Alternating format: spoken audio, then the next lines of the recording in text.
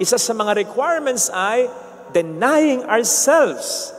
Yung gumagawa ka ng mabuti pero hindi ka napapasalamatan, pero gawa ka pa rin ng gawa ng mabuti. At kahit na may mga masama pang nangyayari, may masama sa iyong iginagante, yung itinatama ka ng isang tao pero nakikinig ka, hindi ka naiinis, tinetake mo sapagkat alam mong nakikita niya yung mali sa'yo, hindi mo sinasabi sa sarili mo, kahit sa loob mo, sino ba naman ito para itama ako? Yung kahit na dumaranas tayo ng mga matitinding pagsubok sa buhay, sakit na malubha, kahit nagbabago ka na, kahit nangumpisal ka na, pero ang kagalingan hanggang ngayon ay wala pa, but you're still praising God with all your heart. Yung nagmamahal ka ng buho, kahit kulang ang pagmamahal na natatanggap mo. Yung nagpapatawad ka ng tao kahit na hindi humihingi ng kapatawaran o hindi karapat-dapat sa kapatawaran nito. Yung nagbibigay ka kahit nabigyan mo na. Higit na mahalaga para sa Panginoon, yung siya ay maramdaman natin sa buhay natin kaysa sa mga blessings na hinihingi natin. Kayo po ba ay tunay na tagasunod ni Kristo o tagahanga lang? Are you a true follower or you are just a fan? Bagamat may relasyon, may pagkakaiba po yan na dapat nating malaman sapagkat po pwedeng mabatay dyan ang ating magiging kaligtasan sa buhay na wala hanggan. Sa palagay ko, ang ililigtas ng Panginoon, ang papapasukin niya sa kalangitan, ay yung totoong mga tagasunod niya at hindi yung mga naging fans lang niya. Kaya pag-isipan po natin kung ano tayo sa dalawa. Kasi po pwedeng isipin natin, okay lang na maging fan. Hindi po Kasi maliwanag ang sinasabi sa Biblia. Ang sabi ng Panginoon sa kaniyang mga tinawag, come, follow me. Di naman niya sinabing, come and be my fan. At pwede rin nating isipin na tagasunod na tayo ni Jesus simply because nagsisimba tayo, nagninilay tayo ng kanyang salita, gumagawa tayo ng kabutihan paminsan-minsan, pero sa huli, we'll be surprised.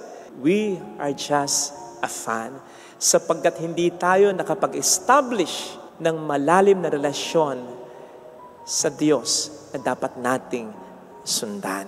So, paano po ba tayo magiging tagasunod ni Jesus? Paano tayo makapag-establish sa tulong niya ng malalim na relasyon sa Kanya upang hindi tayo manatiling fan, kundi tunay na tagasunod niya? Ang fan po kasi, batay sa ating karanasan, nandyan lang kapag may nakukuha sila sa hinahangaan nila. Gwapo yung hinahangaan, maganda, magaling sumayaw, magaling kumanta, madiskarte. Pero kapag hindi na, kapag ang fan ay wala nang nakukuha, kapag ang hinahangaan ay pumapalya na, sumasablay na, pumangit na, natatalo na, ang fan ay hindi naman nanatiling fan. In fact, may mga fans nga na kahit hindi pa totally laos yung hinahangaan nila, basta sumablay lang, iniiwan. Halimbawa, kumakanta yung hinahangaan, pumiyok. Minsan binubuyan. Sumasayaw pero sumablay. Minsan binubuyan. O dito sa Pilipinas, hindi nga ba't ang sikat na fans ay mga fans ng Barangay Ginebra? Di ba? Pero pansinin po ninyo, kahit ang ilan, minsan marami pa nga sa mga Barangay Ginebra fans, lumalabas na ng arena, lumalabas na ng gym. Iniiwan na ang Barangay Ginebra kapag tansyado nila na ang Ginebra ay talo na. Those are just fans. Hindi ganun ang gusto ni Jesus. Kaya nga, kung mapapansin po ninyo, yung nangyari sa John 6:66, nang marami sa kanyang mga fans ang umalis sapagkat may nasabi siya o may nagawa siya na hindi nila nagustuhan according sa expectation nila. Di naman niya pinigil Di naman niya sinabing, teka, wait lang, saan kayo punta? Meron kayong hindi nagustuhan sa sinabi ko, sa ginawa ko. Sige. Babaguhin ko. Mag-a-adjust ako sa inyo. Huwag lang kayong umalis. Patuloy niyo lang akong i-follow. Hindi. In fact, ang sabi niya sa kanyang mga disciples, kayo, aalis din ba kayo?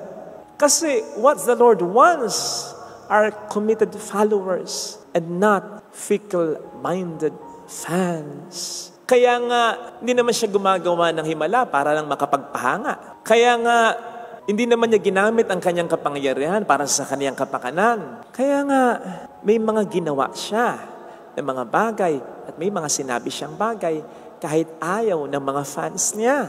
Nagpagaling siya kahit araw ng pamamahinga. Nagpatawad siya at nakisalamuha sa mga makasalanan. At pinanindigan niya na siya at ang Ama ay iisa. Sapagkat walang pakialam ang Panginoon. Kumonti man o mawala man ang mga fans niya, basta may matitirang mga committed tagasunod at followers niya. Again, ang makapagliligtas sa atin sa huli, hindi ang pagiging fan natin, kundi ang pagiging true and committed follower natin. Ano ba o sino ba yung tagasunod ni Jesus? Ang tagasunod ni Jesus ay yung talagang susundan siya upang matuto sa Kanya. Susundin lahat ng sinasabi niya, susundin ang aral niya, susundin ang gawin niya, ang style niya, upang si Jesus ay magkaroon ng iba yung impluensya na mapagpapabago sa buhay ng sumusunod sa Kanya. Following Jesus is ultimately imitating Him. Yun ang isa sa pinakaunang sense ng sumunod ka sa akin, tularan mo ako, mabuhay ka na tulad ko. And that is why, isa sa mga requirements ay denying ourselves. Sapagkat hindi tayo magiging si Jesus. Hindi natin masasabi yung sinabi ni San Pablo na hindi na ako nabubuhay kundi ang Diyos, si Jesus, ang nabubuhay sa katauhan ko. Kung ang paiiralin natin ay ang ating gusto. Kasi nga, our ways are not like His ways. Our thoughts are not like His thoughts. That is why following Jesus, imitating Him, means dying to ourselves. Yung gumagawa ka ng mabuti pero hindi ka napapasalamatan, pero gawa ka pa rin ng gawa ng mabuti, at kahit na may mga masama pang nangyayari, may masama sa iyong iginagante, that's dying to ourselves. Yung itinatama ka ng isang tao pero nakikinig ka, hindi ka naiinis, tinetake mo sapagkat alam mong nakikita niya yung mali sa'yo, hindi mo sinasabi sa sarili mo, kahit sa loob mo, sino ba naman ito para itama ako? That's dying to ourselves. May ginagawa kang sa palagay mo'y mahalaga, may kinakausap ka, may pinapanood ka sa TV na gusto mong programa, pero iiwanan mo sapagkat kailangan mong magdasal na, nag-aalat ka talaga ng panahon para makaugnay sa panalangin ang Diyos Ama. That's dying to ourselves. Yung may nagmura sa'yo, kahit alam mong siya ang may kasalanan, pwede mong gantihan, pero hindi mo na lang gagantihan, kahit kayang-kaya mo naman, that's dying to ourselves. Yung kahit na dumaranas tayo ng mga matitinding pagsubok sa buhay, sakit na malubha, kahit nagbabago ka na, kahit nangumpisal ka na, pero ang kagalingan hanggang ngayon ay wala pa, but you're still praising God with all your heart, that's dying to ourselves. Yung nagmamahal ka ng buhok, kahit kulang ang pagmamahal na natatanggap mo, yung nagpapatawad ka ng tao kahit na hindi humihingi ng kapatawaran o hindi karapat-dapat sa kapatawaran nito, yung nagbibigay ka kahit nabigyan mo na, that's dying to ourselves. At marami pang iba. Dapat consistent ito, ha? Kaya nga sasabihin ni St. Luke sa atin, deny ourselves, die to ourselves, take up our cross daily, consistently, sapagkat doon lamang tayo magiging tunay na tagasunod ni Jesus. Doon lamang tayo mapapalapit sa Kanya, na kahit hindi natin makuha, yung hinihiling natin sa Kanya, hindi na yun ang mahalaga, sapagkat more than the blessing, siya na pinagmumula ng blessing, ang nakamit na natin sa buhay natin. More than the healing is a healer. More than the forgiveness, He who forgives is now in our lives. Anong mapapala ng tao? Makamtan man natin ang buong mundo if we lose our soul in the process. Paraphrasing this, pwede nating sabihin, higit na mahalaga para sa Panginoon yung siya ay maramdaman natin sa buhay natin kaysa sa mga blessings na hinihingi natin. Seek ye first the kingdom of God and everything will be added unto you. Seloso ang Diyos. Kahit na kaya niyang ibigay yung blessing na hinihingi natin, ang gusto niya, siya muna ang ating hilingin. Doon tayo magiging tunay na tagasunod ng Panginoon natin. Sapagkat yung mga blessings natin na makukuha natin as a fan and will really encourage us to continuously be a fan, hanggang dito lang naman sa mundo yun. Pero yung pagiging tagasunod mo, na kahit hindi mo makuha yung hinihiling mo, nananampalataya ka pa rin kay Kristo, yung blessing nun, hindi lang dito, hanggang sa kabilang buhay. Sapagkat ang tinatanggap ng Panginoon ay hindi yung basta fan, kundi yung tunay na tagasunod niya. Tayo ba'y sumusunod sa Kanya dahil lamang meron tayong makukuha? O dahil gusto nating ibigay, ano man ang kaya nating ibigay upang tayo ay maging katulad niya? Tayo ba'y sumusunod sa Kanya sapagkat humahanga lamang tayo sa Kanya? O tayo sumusunod sa Kanya sapagkat gusto nating matulad sa Kanya? Ang pinakamagandang tanong upang yan ay malaman ay mayroon na ba tayo mga naisakripisyo para sa Kanya? May naisakripisyo ka na bang tao, bagay, prinsipyo para mas mapalapit sa Kanya? Alam kong mahirap yon, yung magsasakripisyo ka ng someone or something for God. Pero ganun talaga ang pagsunod kay Jesus. It's not a walk in the park. Baka nga dapat kabahan pa tayo kapag komportable ang buhay natin. Ang tunay na sumusunod kay Jesus, talagang nasasaktan. Kung papaanong nahirapan ka sa sakit mo, kung papaanong nahirapan ka intindihin ng asawa mo, kung papaanong nahirapan kang pagpasensyahan ng anak mo, kung papaanong nahirapan kang suportahan ng pamilya mo, that is difficult, but it is good. Sapagkat sa pamamagitan nito, pwede talaga tayong makasunod at matulad kay Jesus. Nung ako'y na-assign dito, talagang sabi ko, mahirap to. Kasi walang simbahan o walang kumbento. Pero sumunod tayo. Sapagkat minsan ay nasabi ko na, naniniwala ako na ginamit lang ng Diyos ang nag-assign sa akin dito. Pero siya talaga ang nag-assign sa akin. It won't be easy, I thought. Pero gano'n naman talaga. It shouldn't be easy. It must be difficult. Pero dun tayo mas nababasyo sa ating sarili upang punuin tayo ni Jesus. Nababasyo sa ating pride, nababasyo sa ating self-reliance, nababasyo sa ating mga sariling kagustuhan upang punuin tayo ni Jesus.